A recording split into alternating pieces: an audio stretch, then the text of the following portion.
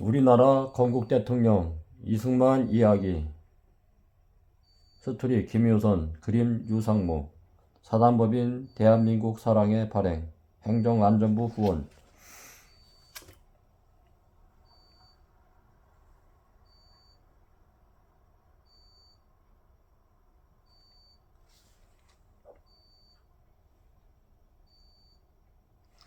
우리 대한민국은 인구의 73%가 농민이고 그중 절반이 소작농입니다. 가난한 농민들을 경제적으로 자립하도록 만들 획기적인 조치가 있어야 합니다. 한민당을 비롯한 대다수 국회의원들이 지지였기 때문에 저항이 참으로 심했다. 그때 농지개혁 법안은 6.25 전쟁이 나기 3개월 전인 1950년 3월에 확정되었다. 농지개혁이 파종시기 이전에 이루어져야 농민들이 자신의 농지에 애착을 갖고 농지에 차질이 없을 것이요. 반드시 파종시기 이전에 농지개혁이 이루어져야 하고 농지개혁이 이루어지기 전 농민들은 지주들의 영향력으로부터 벗어나기 어려워 표면적으로 지주에게 복종해야 했다. 또한 무상, 물수, 부상, 분배의 방식의 농지개혁을 부르짖는 좌파에게 동조하고 있었다. 농지개혁으로 지주의 경제적 기반이 무너지며 산업화 과정에서도 소작농들은 지주에게 애속되지 않는 답답한 민주시민으로서의 위치를 점하게 된 것이다. 농지개혁은 지주계급을 몰락시키고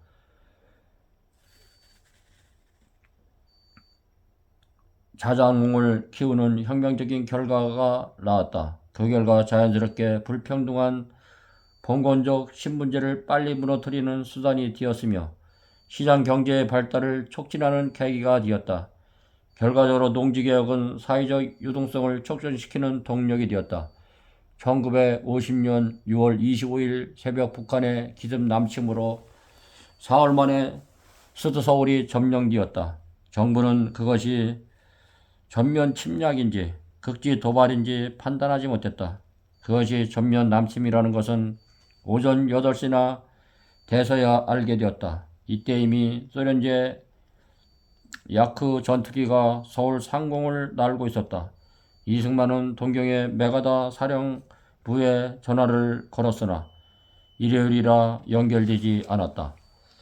11시에 긴급 국무회의가 소집되었지만 뾰족한 대책이 나올 리 없었다.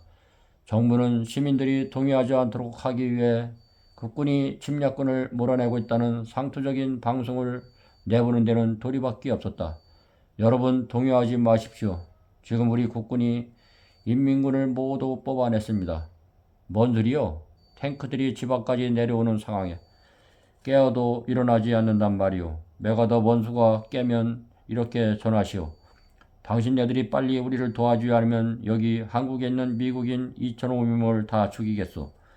동맹국조차 없는 한국의 상황은 비참했다. 국군의 병력이나 하력에서 침략군의 적수가 되지 못했다. 그럼에도 불구하고 국군은 용감하게 잘 싸웠다. 하지만 개전 4월 만에 병력의 50%를 잃고 군은 거의 무너졌다. 각하 빨리 피신해야 합니다. 내가 죽어가는 군인들을 보며 어떻게 도망간단 말이오. 크게 보십시오. 대통령이 적에게 포로가 되면 국가에 큰 피해가 될 수 있습니다. 이승만은 경무대를 출발하여 새벽 4시에 특별열차편으로 서울역에서 남쪽으로 향했다. 그러나 전황을 정확히 알지 못한 채 급히 피난에 나선 것을 후회한 이승만은 대구역에 도착한 지 20분 만에 다시 대전으로 돌아왔다. 저건 뭐야? 6월 30일 오전 일원으로부터 날아온 맥어더 장군은 애칭대로 수원기지에 오고 있었다. 공격을 받는 것 같습니다. 돌아가야겠습니다. 대통령께서 기다리잖나. 그리고 지금 돌아갈 상황이 아니다. 그래도 위험합니다. 장려시켜! 각하 뭐고 하십니까? 맥어더 장군 와줘서 정말 고맙소. 여긴 위험하니 일단 피하시죠. 그럽시다. 일단 전황부터 파악하시죠. 북한은 8월 15일 남한을 점령한다는 계획을 세워놓았다. 7월 1일 미국 선발대 스미스 부대가 부산에 상륙하여 7월 3일 오산에 배치되었다. 그러나 미군은 잘 훈련되고 우수한 장비를 갖춘 북한군의 적수가 되지 못했다. 국군과 미군은 밀려 낙동강까지 후퇴하였다. 상황이 급박하게 돌아가자 7월 7일 유엔 안전보장이사회는 유엔군을 창설하여 참전하기로 결정한다. 7월 13일 경북 도지사 간사에 머물고 있던 이승만은 신성모 국방장관과 정일건 참모총장을 호출했다. 신장군, 정장군, 잘 들어주시오. 나는 오늘 중대한 결정을 내리기로 했습니다. 나의 뜻이 여기에 적혀 있습니다. 아니, 전투 작전권을 미군에 위임한다고요? 지금은 상황이 급박하게 돌아가고 있으니 좀 더 효율적인 작전을 펼치기 위해서는 이 방법이 최선이오. 전 장군은 어떻소? 우리 군의 자체 편제라든가 인사권은 보장되어야 한다고 생각합니다. 옳은 말이오. 우리 국군은 어디까지나 우리 대한민국의 군대이니까 우리 국군이 꼭 필요하다고 생각하는 작전을 우리 뜻대로 할 수 없게 된다는 점도 생각하셔야 합니다. 나는 공감합니다. 하지만 지금 우리에게 강력한 전투력이 필요합니다. 또한 나는 필요하다고 생각할 때에는 언제라도 작전 지휘권을 되찾아올 것입니다. 이 점을 유의해서 앞으로 미군과 잘 협조하여 이 난국을 헤쳐나가길 바랍니다. 유엔군 사령관은 전제를 획기적으로 바꿀 계획을 세웠다. 적군의 보급로를 차단하는 후방 공격을 계획 중입니다. 좋은 생각이야. 어디가 좋겠나? 서해에는 섬이 많아 작전이 힘들고 상륙하기도 번거롭습니다. 그럼 동해 쪽으로. 아니야. 적들도 같은 생각일 거야. 서해로 돌아간다. 인천이다. 9월 15일 마침내 메가더는 인천 상륙전을 감행하여 9월 28일 서울을 수복했다. 드디어 서울로 진군하고 있다고요? 정말 잘된 일이요.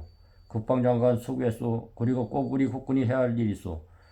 서울 중앙청만은 꼭 우리 국군이 먼저 탈환하여 태국기를 끊도록 하시오. 이건 나의 명령이오.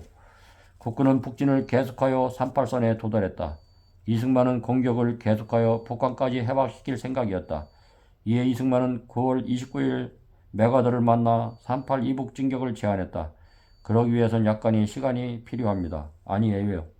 미국 정부가 메가더에게 38선을 넘지 말고 유엔의 결정을 기다리는 명령을 내린 상태였습니다.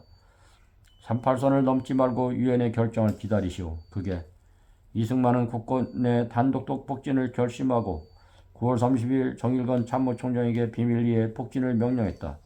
9월 30일 오후 부산 경무대에서 정일건 총장 이하 군수뇌부에게 호출 명령이 떨어졌다.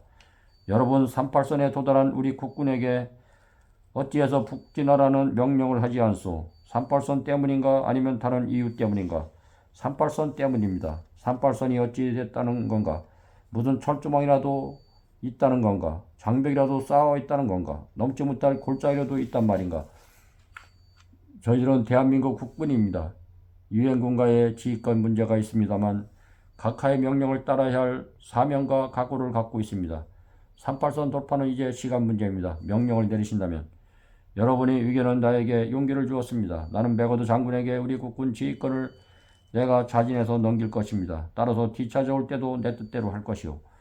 그런즉 대한민국 국군인 여러분은 대한민국 대통령의 명령만 충실히 지켜주면 되는 것이오. 이것은 나의 결실이고 나의 명령이오. 명령 국가는 축각 북진하라. 국군은 축각 북진하라. 역시 그럴 줄 알았습니다. 오직 통일밖에 모르시는 분이니 북진. 지금부터 명령을 하다 가겠다. 북진이다. 38선을 돌파하라. 38선은 이 순간부터 없어진다. 국군은 10월 1일 38선을 돌파하여 10월 10일 원산 탄환에 이어 10월 20일 평양을 수복했던 24일 메가더는 국경까지 추격하라는 명령을 내렸다. 우리는 한 핏줄입니다. 국계 공산당을 몰아내고 남북 통일을 완수하여 우리 삼천리 강토에서 영원무국토로 자유와 평화를 누리며 힘을 함께 살아갑시다. 29일에는 평양에서 평양 탈환 대회가 열린 이승만의 감격적인 연설을 했다. 이승만은 광장을 가득 메운 평양 시민들로부터 열광적인 환영을 받았고 연설 직후 단화의 시민들에게 내려가 시민들과 악수를 나누었다.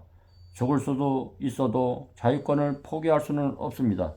이제 한마음 한뜻으로 뭉쳐서 살아도 같이 죽고 죽어도 같이 죽읍시다. 1950년 10월 10일 국군과 유엔군이 압록강에 다다를 무렵 대규모의 중국군이 한반도로 밀려들었다. 중국군이 인해 전술에 밀려 국군과 유엔군은 후퇴해야만 했다. 전쟁은 새로운 앙상으로 전개되었다. 중국군과의 전면전을 원하지 않던 트루먼 대통령은 메가더의 민주와 압록강 다리 폭격을 막고 평소 의견이 대립되었던 메가더 장군을 해임하였다. 이러한 위기 상황에서 미국과 유엔군은 계속 싸울 것인지 한국에서 철수할 것인지를 결정해야 하는 상황에 놓였다. 미국과 유엔군은 완전 철수를 진지하게 생각했다. 이쯤에서 손을 떼고 유엔군을 철수시킵시다. 한국 정부를 일본이나 제주도로 옮기는 방법도 검토해야겠소. 연합군과 국군은 38선 이란까지 후퇴하였고 이후 1951년 1월 4일 서울을 다시 빼앗기고 말았다. 일사 후퇴 직후 미국의 수뇌부는 유엔군 산하에 일본군의 편입 가능성을 검토했고 그건 말도 안 되는 소리요. 일본군이 참전한다면 한국군은 일본군부터 격퇴한 다음에 공산군과 싸울 것이요. 이승만이 그 사실을 알게 되었다. 이승만은 해방 후 일본과 거리를 두는 정책을 폈고 업협정 문제를 둘러싼 일본과의 대립도 해결 기미를 보이지 않았다. 해양의 주권에 대한 대통령 선언의 명령 아래 평화선언을 전격 발표했고 이를 일본 정부가 무시하자 군함까지 동원해 평화선을 넘는 일본 노선을 가차없이 납포했다. 우리에겐 휴전은 없다. 6.25 동란 발발 1년 만인 1951년 6월 24일 유엔 주재 소련 대표 야코포 밀라크가 정전을 제안했다는 소식이 국내에 알려졌다. 이승만이 반대에도 불구하고 참전 16개국은 27일 빌라크 해제를 공동 수락했고 7월 10일 휴전이담 본의담이 개성에서 시작됐다. 1952년 11월 4일 한국전 휴전을 선거 공약으로 내세웠던 아이젠하워가 제34대 미국 대통령으로 당선됐고 12월 한국을 방문 휴전을 성장시키는 쪽으로 정책을 추진했다. 그 사이 38선을 둘러싼 치열한 공방전이 계속되었다. 이런 가운데 소련이 스탈린이 사망하자 크렘린이 새 세력 권력자들이 더 이상 스탈린이 일으킨 부담스러운 전쟁을 계속할 이유가 없었다. 휴전회담이 시작된 지 1년이 지나고 진전이 없자 1952년 12월 2일 미국 대통령 당선자 아이젠하워가 선거 공약을 이행하기 위해 한국을 방문했다. 그러나 방한 일정은 철저하게 비밀에 쌓여 있었고 아이젠하워로부터 답방에 대한 아무런 연락이 없었다. 이전 아무리 약속이 꼭일지라도 방문 당사 후에 대통령과 국민에 대한 예의가 떠나지 않았다. 오지 않을 모양입니다. 돌아가시는 게.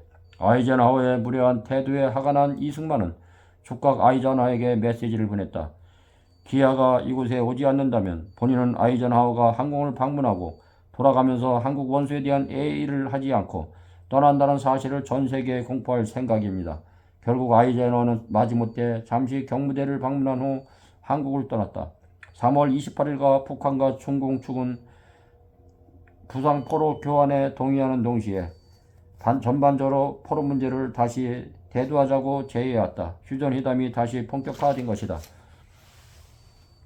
이승만은 미국이 한국을 제쳐놓고 자기네 마음대로 정전 문제를 다루는데 불만이 이만저만이 아니었다. 이런 형편 아래서는 도저히 정전을 할 수 없지. 이제 항복이지 어디 정전이냐. 아이젠하워에 전하시오. 중공군의 북한 잔류 허용을 전제로 한 휴전은 설립된다면 한국군을 유엔군 사령관에게 지하에서 철수시키겠다고. 1953년 6월 18일 전시작전권을 유엔군 사령관에게 이관을 했기 때문에 그를 움직일 수가 없었던 이승만은 헌병사령관에게 명령하여 유엔군이 관리하던 포로 수용소의 문을 강제로 열고 북한으로 송환을 반대하는 북한군 포로를 석방하라고 지시. 이에 따라 국군은 유엔군 초병들을 감금 또는 무장 해지시키고자 포로 약 3만 명을 풀어주었다. 이는 미국의 포로 문제에서 양보하고 적당히 공산군 측과 합의를 본 뒤 서둘러 한국을 떠나려 한다면 한국군이 단독으로 북진하여 휴전 협상을 깨겠다는 각오를 보여주기 위함이었다. 이승만이 방공포로 석방 소식은 각국 언론을 통해 세계로 타전됐고 공산군 측은 이를 빌미로 휴전회담을 중단했다. 이건 미친 짓이야. 휴전을 원하던 미국의 아이젠하워 행정부를 비롯한 억국동 창정국에는 악몽이 아닐 수 없었다. 이승만, 방공포로 석방 등 벼랑끝 위기를 펼친 결과 아이젠은 한미 상호 방위조약을 체결했다. 이승만은 상호 방위조약 체결을 위해 방한한 댈러스 미국 국무장에게 가능한 강력한 조약을 체결하고 싶다고 말했다. 고집센 허풍쟁이 노인인 줄 알았던데 보통이 아니군. 휴전협정을 얻어내기 위해 미국은 외교 전문가와 이승만과 긴 줄다리기를 해야만 했던 것이다. 이승만은 미국으로부터 휴전 설립 후 한미 상호 방위조약 체결, 장기간의 원조, 2억 달러의 부흥원조 제공, 한국 지상군 20개 사단으로 중강 등을 주 내용으로 하는 실마리를 얻어냈다.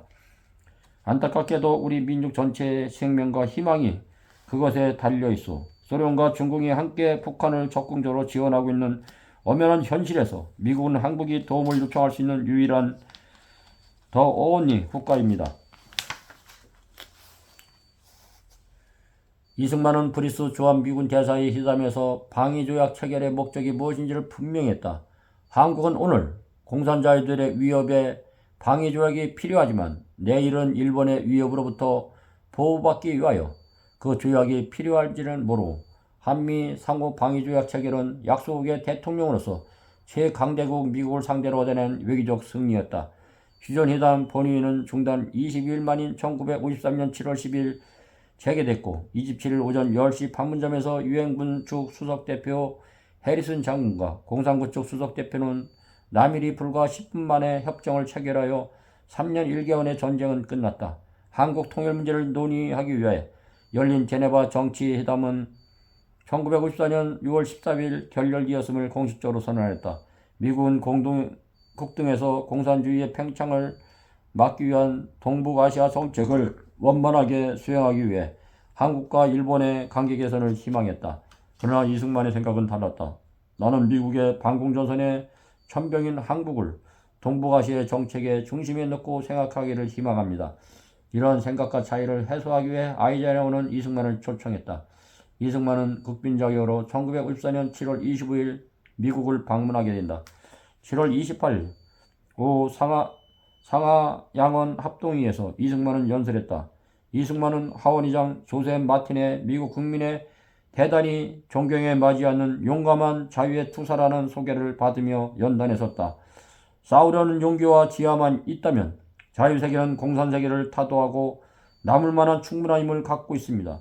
한국의 자유를 위한 싸움의 선봉이 되겠습니다. 나의 친구들이여, 평화는 결코 공산주의와 민주주의가 반반으로 남아있는 체계에도 회복될 수 없음을 기억합시다. 이날의 연설은 원만한 한미관계를 창립하는 데 걸림돌이 됐으며 미국과 한국의 국력 차이를 오판한 일생일대에서 저지른 가장 큰 잘못이었다고 이상문은 수리했습니다. 7월 30일 백악관에서 아이젠하워 2차 정상회담이 열릴 예정이었다. 아이젠하워는 한국과 일본을 태평양 동맹으로 묶을 공동선언문을 발표하게 할 작정이었다. 이제 기국의 헌병사령관이 중립국감 감시원단에 공산적 대표를 내쫓았습니다. 왜 그랬습니까? 결국 이 대통령은 회담에서 예정시간 6분 7분 정도 늦었다. 회의장에 앉자마자 두 정상은 시비를 벌이기 시작했다. 그들은 스파이입니다. 우리 군사기밀을 정탐합니다. 더군다나 미팔군 시설까지 정탐하고 있습니다. 그게 사실이냐? 애썰. 서울에서 중립국 감시위원단의 공산적 대표단을 내쫓은 것은 대통령이 치밀한 계획하에 단행한 것이었습니다. 이 대통령은 미군 측이 일본 문제를 꺼낼 것을 예상하고 그에 대한 빌미를 만들기 위해 중립국 감시위원단의 축출을 단행한 것이었습니다. 이는 우리나라의 안전을 위협하는 공산군 쪽 중립감시위원단을 나라 밖으로 내쫓으려는 의도의 외교 전략으로 애초에 목적했던 중립국 감시위원단의 축출의 근거를 마련하고 미국 측이 일본 관련 한국에 대한 정책에도 제동을 걸었다고 볼 수 있다. 이승만은 모교인 조지 워싱턴 대학과 컬럼비아 대학에서 명예와 법학 박사학위를 받았고 뉴욕시에서 영웅행진이라는 카퍼레이드를 받았다. 소련의 중심을 둔 세계 공산주의 싸움에서 용감하게 맞선 한국 국민에 대한 미국 국민의 감사 표시였다. 3년의 전쟁은 전 국토를 초토화시켰다. 이승만은 미국의 원조로 전후 복구 사업을 펼쳤지만 전쟁은 끝난 것이 아닌 휴전 상태라 이승만은 경제복구와 함께 국방력 강화를 동시에 진행하였다. 미국은 1950년부터 1957년까지 약 11억 달러를 지원했다. 이승만은 우선 국방산업, 사회, 간접자본 건설을 염두에 뒀지만 미국은 국민의 생활고를 털어줄 수 있는 소비재에 중점을 두었다.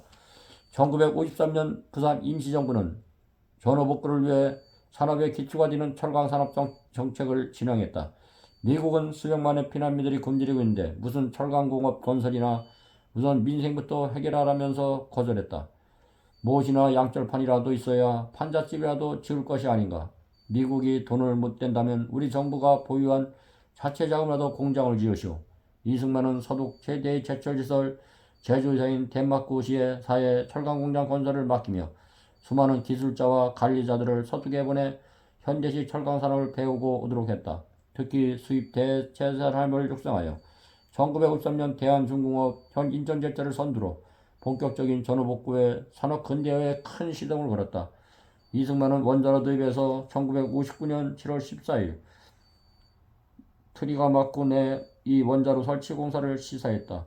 이승만이 가공한 원자로가 최초로 가동된 것은 1962년 3월 30일이었다. 이승만은 이때 대통령에서 물러나 하와이에 머물고 있을 때였다.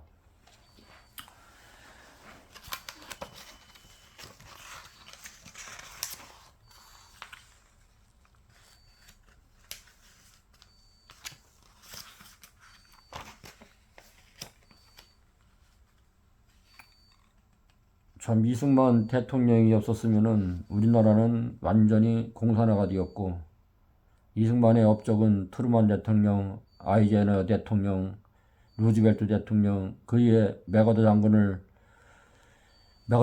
유엔을 설득시켜서 우리나라를 공산화해서 구했던 영웅 중에 영웅입니다.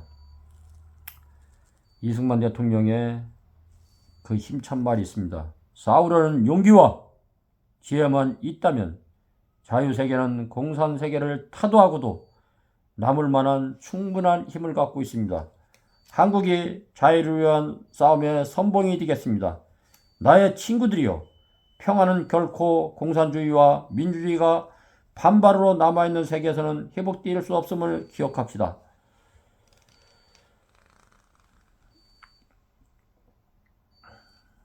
한미 상호 방위조약 체결을 약속의 대통령으로서 최강대국 미국을 상대로 이뤄낸 외교적 승리였습니다.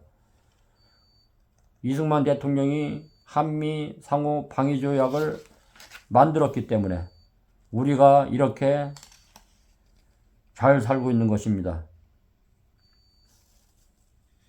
대한민국의 영웅 이승만은 하와이로 쫓겨나고 박정희 대통령이 그걸 다시 이어서 경제부흥으로 만들었고 국방력을 가장 크게 만들었던 분은 박정희 대통령입니다. 그이어 이었던 전두환 대통령이 우리나라를 경제안보 국가로 굳건히 세웠던 세 분입니다. 이런 분들이 지금 존경을 받지 못하고 전두환 대통령은 지금 묘지도 없어서 집에 있는 상태에 있습니다. 이게 대한민국의 현실입니다. 여러분들 각자가 이 나라를 살리기 위해서는 각자 공산당과 맞서서 끝까지 싸울 수 있는 그런 힘들을 길러야 됩니다. 여러분들 이승만 대통령의 영도력과 박정희 대통령의 영도력과 그의 많은 책자들을 보시고 오늘 하루도 믿음으로 승리하시는 여러분들이 되었으면 참으로 감사하겠습니다. 감사합니다.